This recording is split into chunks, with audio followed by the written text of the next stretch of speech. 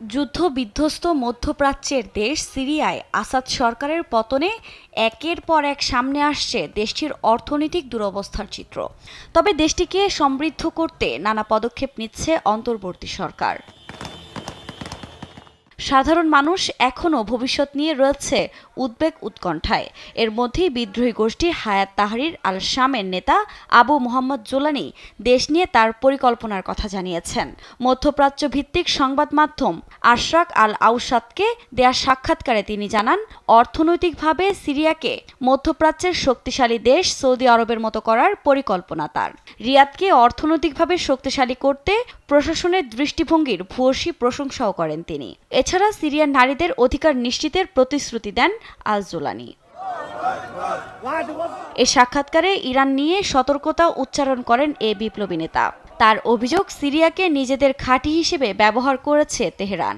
এমনকি উপসাগরীয় নিরাপত্তাকে অস্থিতিশীল করার জন্য পেজিশকিয়ান প্রশাসনকেই দায়ী করেন জোলানি। স্বৈরশাসক আসাদের হয়ে ইরানি বাহিনী লড়াই করেছিল বলেও দাবি তার। আসাদের পতনের মধ্য দিয়ে ইরান 40 বছর পিছিয়ে গেছে বলেই মনে করেন জোলানি। তার মতে এর মধ্য দিয়ে মধ্যপ্রাচ্যে আবারও স্থিতিশীলতা ফিরে আসার সম্ভাবনা তৈরি হয়েছে। যুদ্ধ বিগ্রহের কালো অধ্যায়ের যুগ দামেস্কে আর কখনোই ফিরবে না বলেও আশ্বাস দেন তিনি। লেবাননের সঙ্গে সুসম্পর্ক বজায় রাখার কথাও জানান এ নেতা। বলেন, তার সরকার ছোট প্রতিবেশী দেশের সঙ্গে কোনো আধিপত্য বিস্তারকারীর সম্পর্ক চায় না। সিরিয়ার নতুন শাসনভার এখন অন্তর্বর্তী সরকারের হাতে থাকলেও দেশের সব সিদ্ধান্তের কেন্দ্রবিন্দুতে এইচটিএস। এ কারণে পালিয়ে যাওয়া আসাদ সরকারের রেখে যাওয়া সেনাবাহিনী ও নিরাপত্তা কর্মীরা এইচটিএস এর কাছে অস্ত্র সমর্পণ করে। সিরিয়ার ডি ফ্যাক্টো ক্ষমতাসীন কর্তৃপক্ষের সঙ্গে সমঝোতার উদ্দেশ্যে আসাদ বাহিনী এমন পদক্ষেপ বলে জানান তারা।